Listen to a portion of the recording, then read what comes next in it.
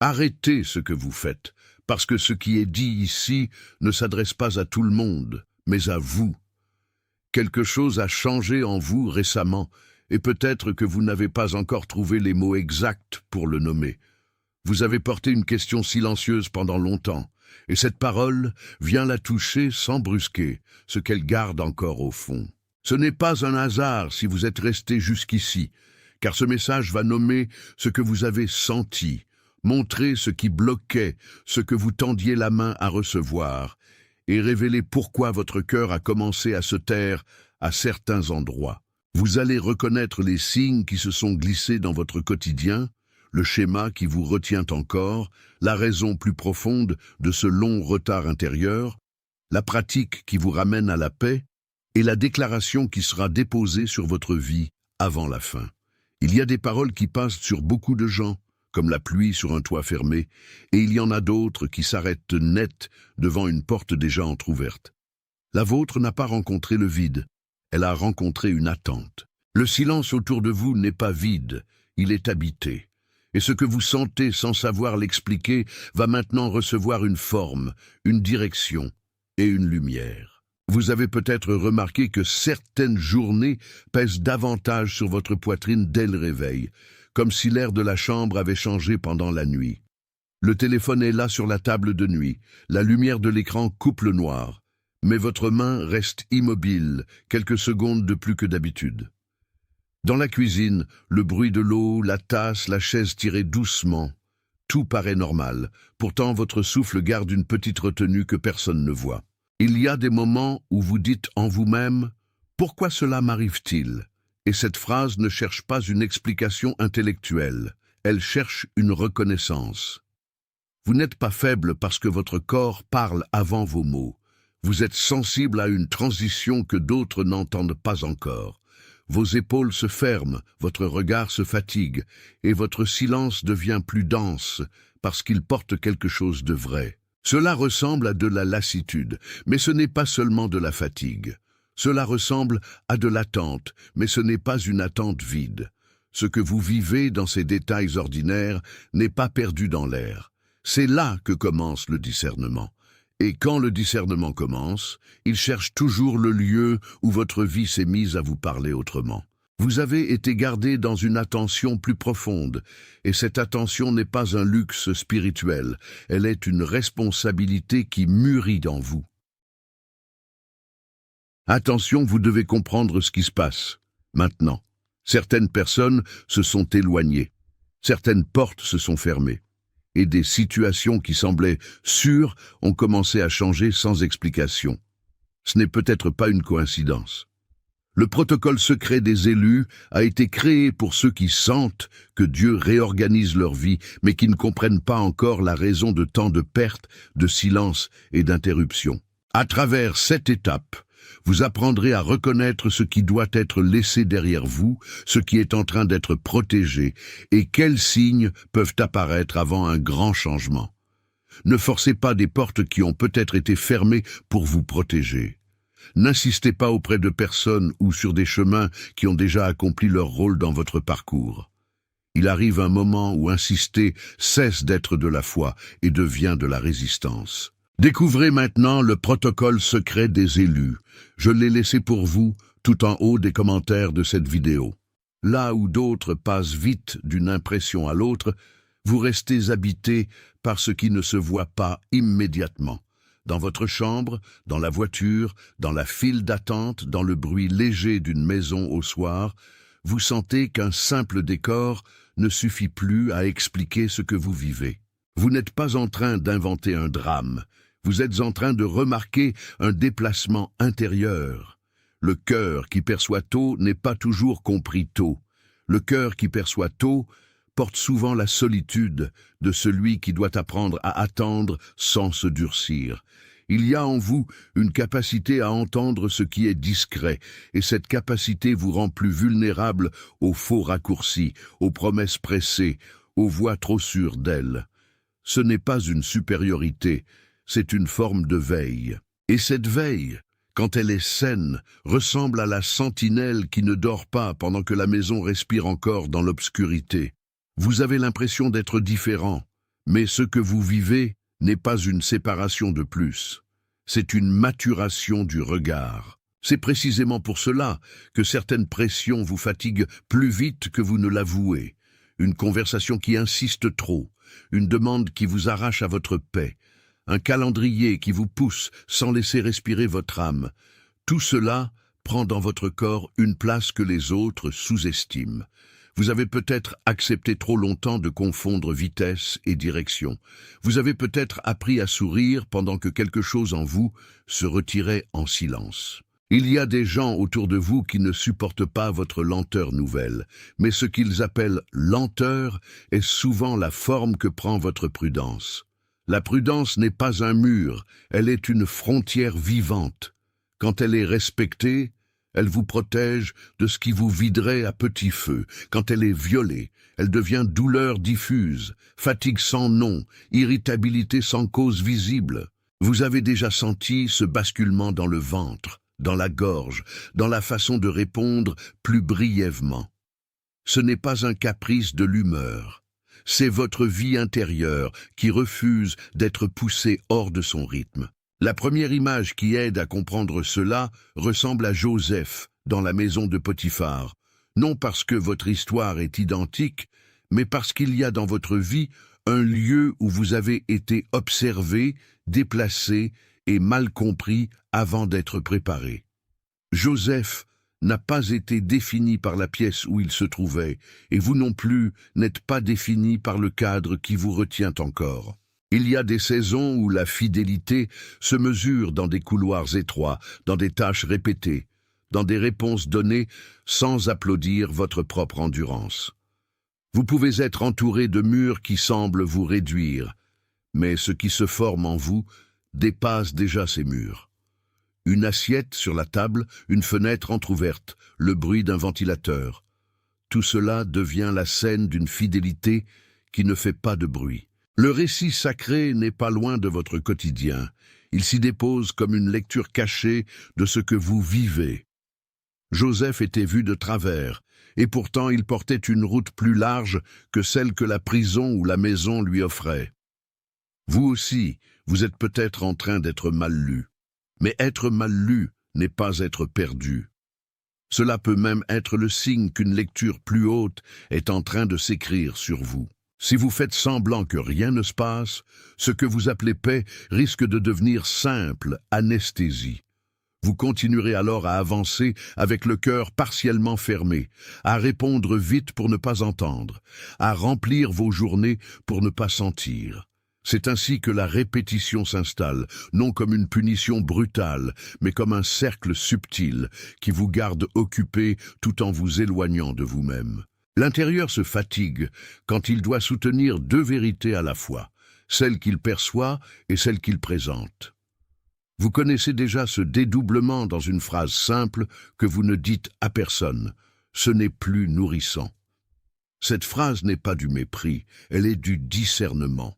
Elle dit que ce qui a un jour servi votre passage ne suffit plus à porter votre futur. Le danger n'est pas seulement de souffrir. Le danger est de devenir habitué à ce qui vous éteint. Et quand l'habitude devient le maître, la sensibilité perd sa voix. C'est pourquoi la parole qui vous rejoint aujourd'hui n'a rien d'une coïncidence flottante. Les signes que vous avez vus ne se sont pas accumulés pour vous perdre, ils se sont alignés pour vous réveiller. Un message arrivé au bon moment, une porte restée fermée sans explication nette, une paix étrange au milieu d'un refus. Tout cela peut être une manière discrète de vous montrer que quelque chose vous protège en même temps qu'il vous redirige. Vous n'avez pas besoin de forcer ce qui se révèle déjà par couche. Vous avez besoin d'écouter sans précipiter le verdict. Il y a des saisons où l'on comprend plus tard pourquoi un détour était nécessaire, et cette compréhension tardive n'enlève rien à la vérité du chemin. Alors si l'un de ces signes a touché votre cœur, si vos épaules se sont un peu abaissées pendant que vous écoutiez, écrivez dans les commentaires les chiffres 888. Ce n'est pas un code magique, c'est une reconnaissance simple, comme un oui discret donné à ce qui vous rejoint. Puis revenez vers moi, Parce que ce que nous nommons ici commence seulement à prendre forme, et ce qui prend forme en vous va maintenant descendre encore plus profondément, là où les raisons cachées attendent d'être éclairées. Le plus difficile à admettre est souvent que le combat n'est pas seulement dehors, il se passe aussi dans la manière dont vous apprenez à vous protéger. Vous avez peut-être cru pendant longtemps que la tension venait uniquement des circonstances, alors qu'elle s'accrochait aussi à des réflexes anciens. Quand une alarme sonne trop longtemps, même sans danger immédiat, le corps finit par vivre comme si tout était urgence. Il y a dans vos journées des gestes rapides, des décisions prises pour soulager la pression, des réponses qui cherchent l'approbation plus que la paix. Ce n'est pas un reproche, c'est un diagnostic de la fatigue intérieure qui s'est installée avec le temps. Vous avez peut-être confondu paix et disparition, comme si être en paix voulait dire ne plus sentir l'appel à agir. Mais la vraie paix ne vous anesthésie pas, elle vous recentre. Elle ne coupe pas votre perception, elle la clarifie. Et quand elle revient, elle fait remonter les ajustements que votre âme ne pouvait plus cacher. Il existe un moment où le cœur comprend que le contrôle ne le protège plus, il le retarde. Vous pouvez surveiller, prévoir, anticiper, calculer les réactions des autres, et pourtant garder ce sentiment de décalage qui persiste au fond de la poitrine. Dans la salle de bain, face au miroir embué, ou dans la voiture arrêtée avant un rendez-vous, ce décalage devient presque visible dans votre regard. Vous savez que quelque chose en vous demande une autre manière de vivre. Vous savez aussi que l'ancien réflexe vous murmure de rester comme avant, parce que l'avant semblait plus prévisible. C'est là que le conflit devient clair. La pensée veut tout sécuriser. Le corps veut juste respirer. L'esprit perçoit qu'une autre voie se présente. Vous n'êtes pas en train de perdre le terrain, vous êtes en train de sortir d'un ancien système de défense. Et toute sortie authentique commence par une forme de résistance, avant de devenir un espace. Il y a aussi des environnements qui ne savent pas recevoir votre changement, et vous l'avez senti sans forcément le nommer. Certaines conversations reviennent toujours au même point. Certains regards vous ramènent à l'ancienne version de vous-même. Certaines présences vous laissent plus vide qu'avant. Le problème n'est pas toujours la méchanceté. Parfois, c'est simplement l'incompatibilité d'une saison qui avance avec une autre qui refuse de bouger. Vous n'avez pas à devenir soupçonneux pour devenir lucide. Vous avez à reconnaître ce qui demande trop de vous pour si peu de paix en retour. Dans un bureau, autour d'une table, au détour d'un appel, votre corps sait déjà quand il se referme. Vos mains deviennent plus rigides, votre souffle plus court, votre réponse plus brève. Ce langage-là mérite d'être entendu. Il dit que votre vie réclame de la place pour ce qui est vrai, pas pour ce qui vous épuise à vous ajuster sans fin. La stratégie opposée à votre paix n'est pas toujours spectaculaire. Elle s'installe souvent dans les petites urgences, dans les messages à répondre immédiatement, dans les rendez-vous qui se multiplient, dans les opinions qu'il faut gérer, dans les pensées qui veulent vous faire quitter le centre. Elle vous pousse à courir avant même d'avoir compris vers quoi vous courez. Elle vous fatigue pour mieux vous faire croire que la fatigue prouve que vous devez abandonner la route. Mais ce n'est pas la fatigue qui décide, c'est la fidélité. Et la fidélité n'est pas toujours visible. Parfois, elle ressemble à un refus calme. Parfois, elle ressemble à un temps de pause que personne ne comprend. Parfois, elle ressemble à une porte que vous laissez fermer pour ne pas trahir ce que vous avez entendu au fond de vous. Le coût de l'obéissance semble élevé au début, mais le coût de la confusion l'est davantage à long terme. Et vous le savez déjà dans votre chair. Il arrive alors un basculement plus net, presque silencieux, où vous cessez de négocier avec ce qui a déjà été révélé. Vous ne demandez plus à tout le monde de confirmer ce que votre cœur sait déjà. Vous ne cherchez plus un décor parfait pour faire ce que vous devez faire. Vous ne confondez plus le retard des circonstances avec l'absence de direction. Cette fermeté nouvelle ne vous rend pas dur, elle vous rend disponible, elle coupe le bruit de fond qui vous usait. Elle laisse apparaître une ligne simple. Ce qui nourrit la paix peut rester, ce qui la consume doit être regardé de près. C'est souvent à cet endroit que le vieux moi proteste, car il vivait de compromis et de fatigue.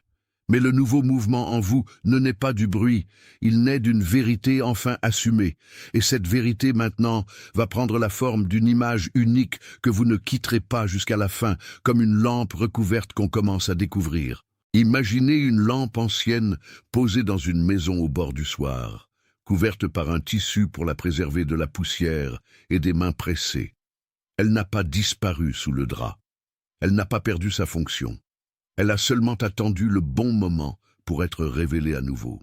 C'est ainsi que votre vie a parfois été gardée, non pour être étouffée, mais pour être protégée d'un usage trop tôt, d'un regard trop faible, d'un bruit qui aurait dispersé sa lumière. Vous avez pu croire qu'être couvert signifiait être oublié, alors que la couverture était une manière de garder intact ce qui n'était pas encore prêt à briller.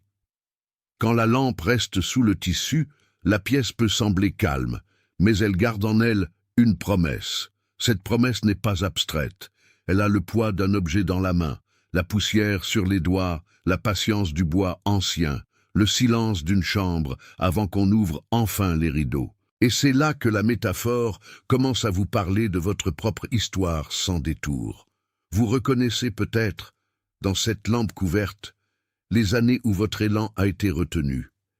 Il y a eu des moments où vous vouliez avancer plus vite, parler plus franchement, quitter certaines pièces, rendre visible ce que vous perceviez.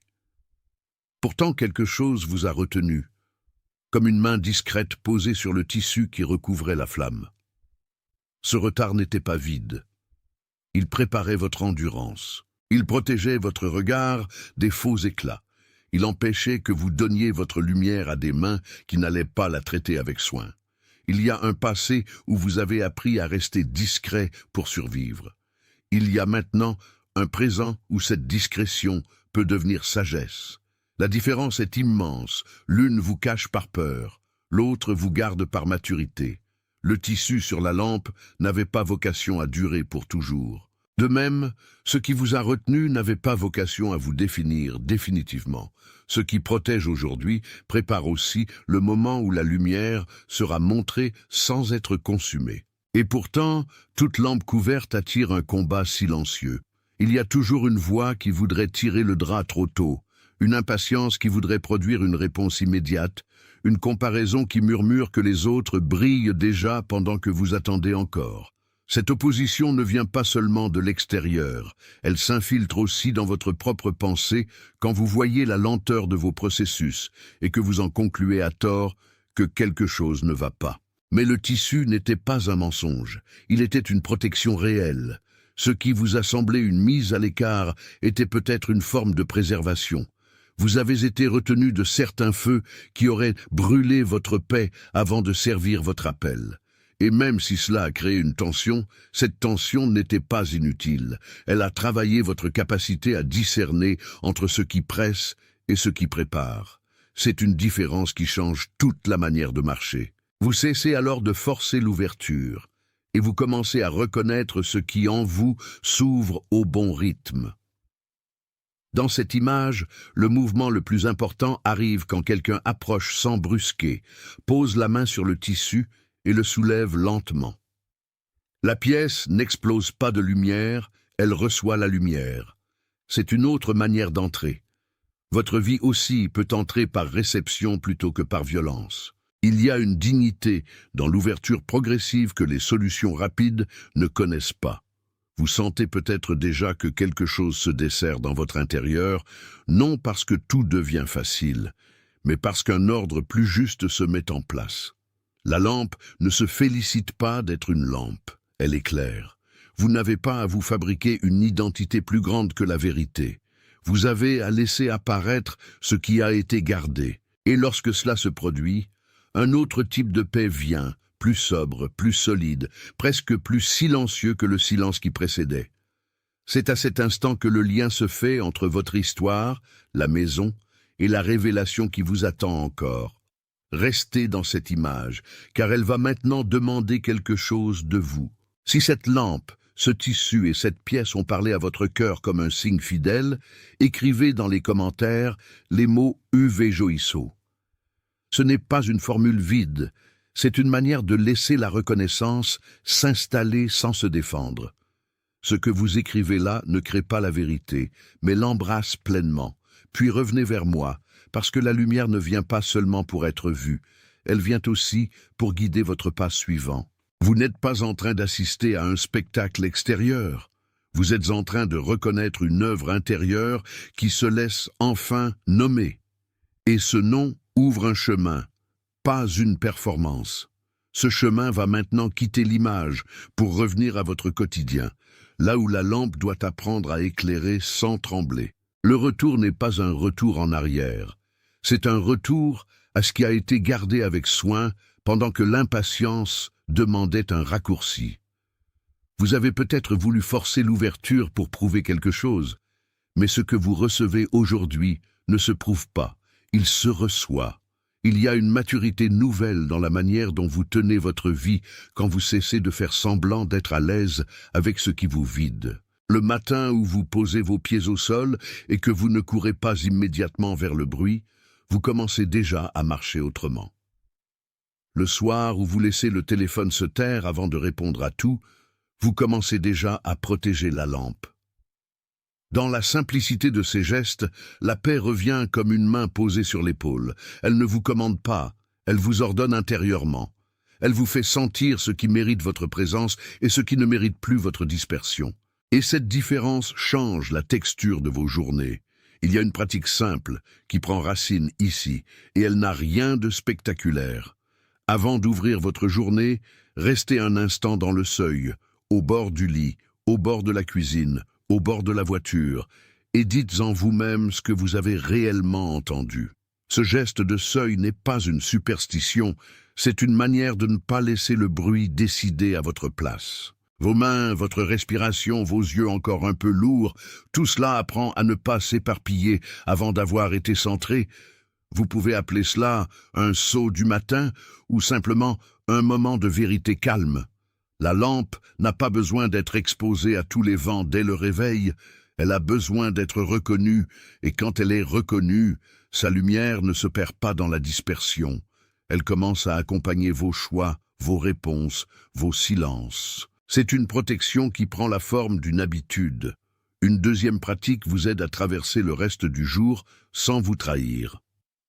Avant de répondre à ce qui vous sollicite, faites un court audit de paix et demandez-vous ce qui vous agrandit intérieurement et ce qui vous rétrécit. Vous ne cherchez pas à fuir les responsabilités, vous cherchez à les habiter sans vous dissoudre. Cela peut se faire dans un couloir, dans une salle de bain, au feu rouge, ou avant d'ouvrir un message qui demande plus que ce qu'il ne donne. Votre corps sait très vite ce qui demande une paix trop chère. Votre esprit, quand il s'aligne, apprend à écouter ce signal au lieu de l'étouffer. Ce n'est pas de la prudence froide, c'est de la fidélité pratique. La lampe protégée ne brûle pas moins. Elle brûle mieux. Et dans cette manière de vivre, vous cessez de répondre à tout ce qui frappe et vous commencez à répondre à ce qui appelle vraiment. Le monde qui vous entoure peut continuer à presser, mais il ne décide plus seul du rythme de votre âme. Il y a une protection qui se manifeste non seulement par des ouvertures, mais aussi par des limites. Une porte fermée peut être une grâce, un rendez-vous repoussé peut être une sauvegarde.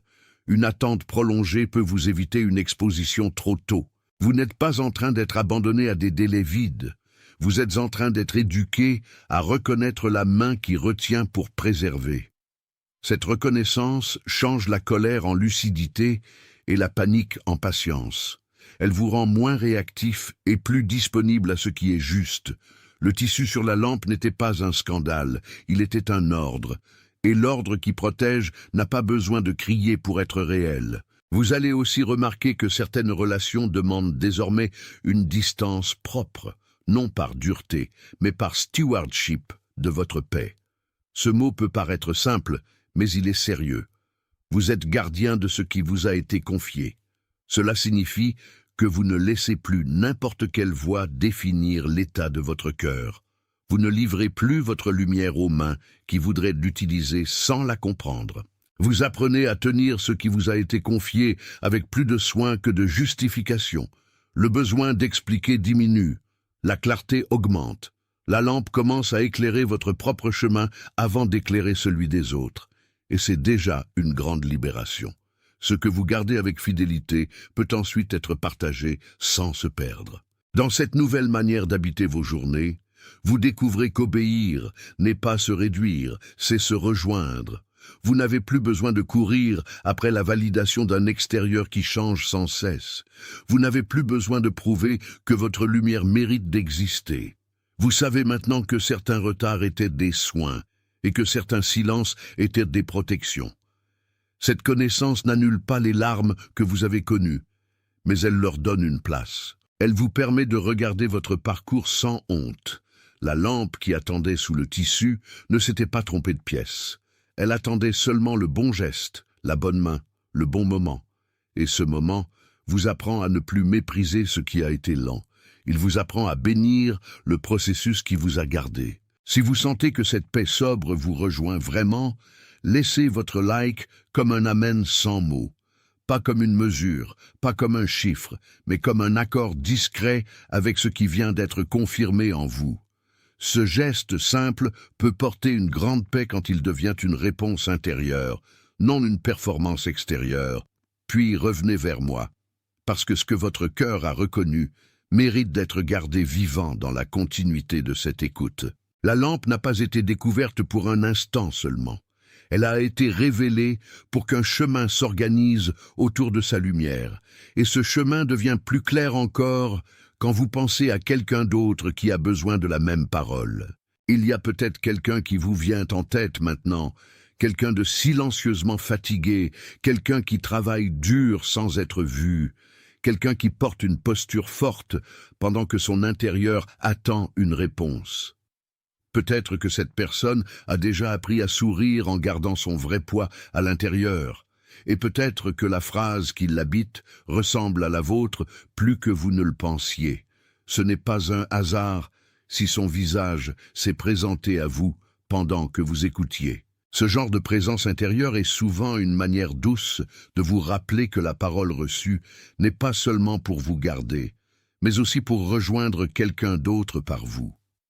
Envoyez-lui ce message. Pas comme une recommandation, pas comme une stratégie, mais comme une livraison. La même lumière qui a été donnée ici peut lui être remise avec soin. Et parfois, ce partage devient lui-même un acte de fidélité au chemin que vous venez de reconnaître. Il y a des moments où une lampe n'éclaire pas seulement la pièce présente. Elle révèle aussi les visages proches qui ont marché longtemps dans une pénombre semblable.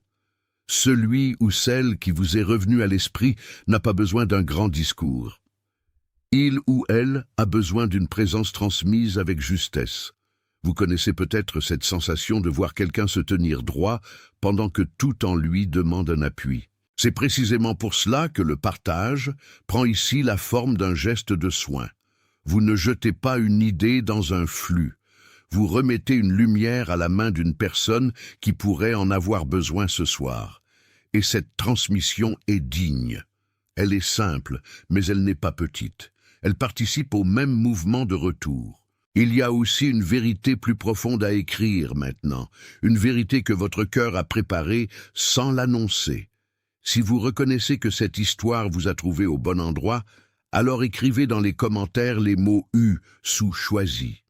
Ce n'est pas un souhait pour demain, c'est une confirmation pour aujourd'hui. Ce n'est pas une formule pour se rendre plus grand, c'est une manière de laisser votre identité se poser. Attention, vous devez comprendre ce qui se passe.